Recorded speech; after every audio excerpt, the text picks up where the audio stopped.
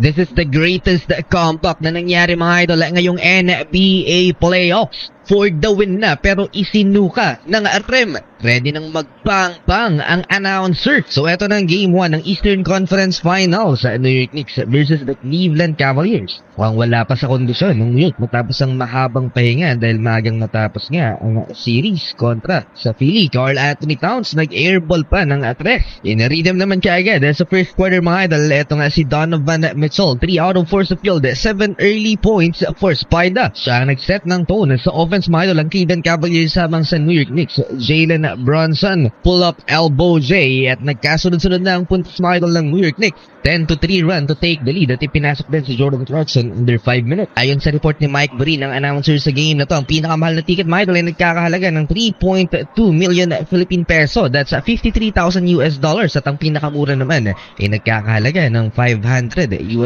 about 30,000 pesos.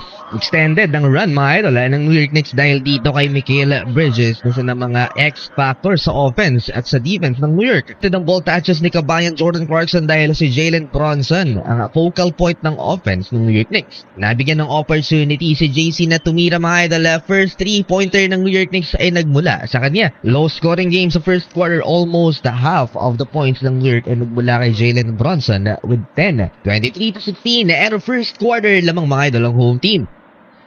Second quarter, back in the game si Donovan Mitchell with a Eurostep habang si Jordan Clarkson naman naging pansamantalang playmaker ng New York habang nasa upuan si Jalen Brunson. Di nga lang na-convert yan ni Josh Hart into points, umabot pa ng 9 ang lamang mga idol ng New York dito sa second frame. Hart, nice shot fake, kumagat si Dennis Schroeder. Di naman inatrasan ni Jordan Clarkson ng challenge, nabantayan si Evan Mobley. Nakalusot nga lang ang big man ng Cleveland. Nakaangat sa defense si Karl Anthony Towns. Di na rin nagtagal pa si Jordan Clarkson sa second quarter at inilabas. Sa collective effort for the New York Knicks, Jose Alvarado nakapag-ambag din ng 4 points. At impressive yung pinapakitang defense nila. Walang napuntahan si Donovan Mitchell. Napakabilis ng help defense ni Jose Alvarado at nagresulta sa turnover yan ng Cleveland. Constant pressure. Lots of turnovers for the Cavs. Dito lamang mga sa first half. Ito yung naging problema nila. Kaya lamang ang New York. High ball screen. James Harden with the floater. No resistance. Easy money for the Beard. And again, natrap na naman half court ang Cleveland Cavaliers. Nagresulta for another turnover. Jalen Brunson with a wide open layup. Tida, hindi pa kumakana dyan ang hottest 3-point shooter ng New York Knicks ngayong post-season, si OG Anunoby. Nakakaisang piece pa lamang. Halfway, nakadrop coverage mga idol ang New York Knicks sa back-to-back 3-pointers na to ng Cavs. Una kay Sam Merrill at bumitaw ng malayong tres si James Harden. And just like that, one possession game from 11-point New York Knicks lead. Mas mataas pa ang plus-minus ng second unit kaysa sa starting 5 ng New York Knicks. Donovan Mitchell and one 3-point bucket to cut the lead into 1 point. Mas maraming tres ang kumonekta mga idol sa Cleveland Cavaliers dito sa second frame habang ang New York Knicks struggle. 2 out of 19 3-pointers sa first half. Baldog ang New York. Tinapos ni Donovan Mitchell ang first 2 quarters with a 3-pointer, 2 seconds left bago ang halftime. 48-46.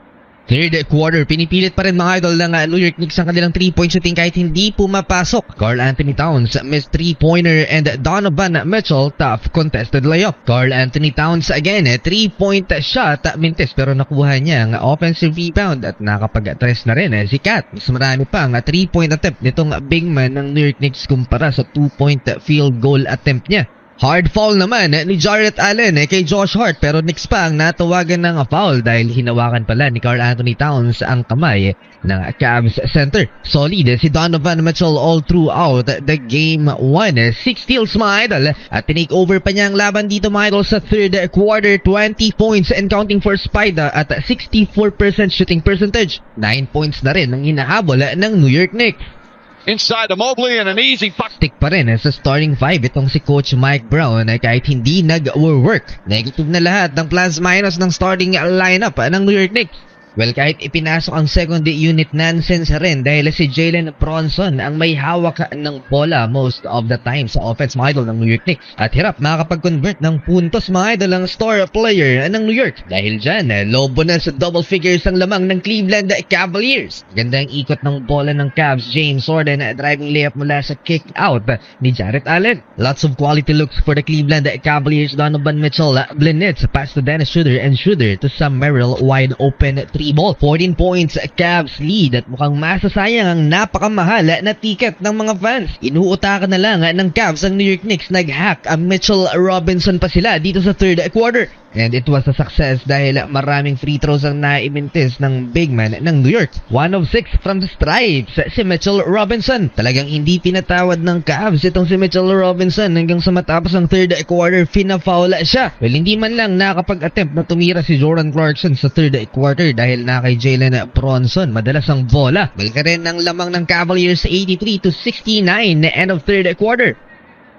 Hinabol ng New York Knicks ang turnover ng Cleveland Cavaliers. Pareho na silang may tiga 14 TOVs. Back-to-back turnovers pa ang naitala ni Karl Anthony Towns dito sa fourth quarter at masakit yan para sa New York Knicks. Di pa tapos dahil lang ipinasok si Jalen Bronson na another turnover. Di na nga makapagtala ng puntos ng New York Knicks. Nag-commit pa ng pad foul si Jordan Clarkson sa fourth quarter 8-minute mark. 3-point foul ni JCK Dean Wade. Shocking blowout sa second half at parang hindi makahinga ang New York Knicks. Suffocate sila sa Cleveland Cavaliers. 20 na rin ang lamang ng visiting team. Entering the final 6 minutes, mga idol, ng fourth quarter, nag-mini run ang New York Knicks. Mukhang delikado pang lamang na to ng Cleveland Cavaliers. Nag-spark ang run na yan ng New York sa tres na to ni Landry Shamet. And finally, Jalen Bronson in rhythm na. Lay up from the left zone at sa right naman, bump shot high off the glass. He cooked James Harden at ang 22 na lamang, mga idol, ng Cavs. 10 points na lamang down the stretch. Side pull-up jumper. Got it.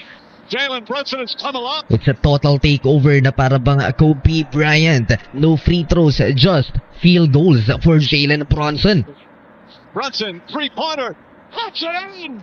It's a 5-point game. 3 minutes left ang natitira sa game clock. Parang fiesta sa Madison Square Garden na tuwang-tuwa ang crowd. 18-1 run ng New York. And to stop that run, para patahimikin na rin ang crowd, Evan Mobley, huge 3-pointer. 2 minutes na lang natitira, mga idol. Mikal Bridges to cut the lead into 2-possession game, 97-93. Pero si Karl Anthony Towns naman nag-commit ng crucial turnover. Hinila na naman ang kamay ni Jarrett Allen. Hindi na natuto kanina. Di pa tapos ang laban dahil nakapagtala pa ng much needed 3-pointer si Mikal Bridges to cut the lead into 3 points. And last 60 seconds, Landry Shamet ties the game at 99. Put a Shaman. Shaman a three-pointer. Let's go. Grabe yung nangyari sa final seconds ng fourth quarter. James Harden for the lead again and Jalen Bronson ties the game once again at 101. Naging wild pa ang ending dahil isinuka ng rim ang 3-point shot na to ni Sam Merrill. Ready na magbanga-banga si Mike Breen. Arrow. Three-pointer. In and out.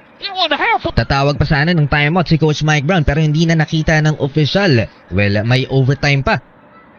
OT, mga idol. OG Anunoby tinangkang i-posterize si James Harden. 2 free throws. And once again, Jalen Bronson, big shot. 4 points na ang lamang ng Knicks. Choke na ang Cleveland Cavaliers. Landry Shamet with the big shot. 9-point lead. Puts it in. 2 minutes left. Still fighting, mga idol, ang Cleveland Cavaliers. 6 points ang lamang ng New York, 110-104. Historic ang conference finals, mga idol, dahil parehong umabot ng overtime ang West at East finals sa game 1. Ubos oras na lang New York Knicks dahil sigurado na ang panalo. Tulala si Jarrett Allen sa nangyari. Largest NBA playoff comeback, mga idol, since 2013 na ang nangyari sa Madison Square Garden. 1-0 in favor of the New York Knicks. Pwersa niyang mag-commit ng turnover ang kanyang former teammate Donovan Mitchell. And Donovan Mitchell turn around jumper to start the third quarter. May mga easy shots pa rin, mga idol, kay Mikal Bridges. Pero todo reklamo cut the lead in 10.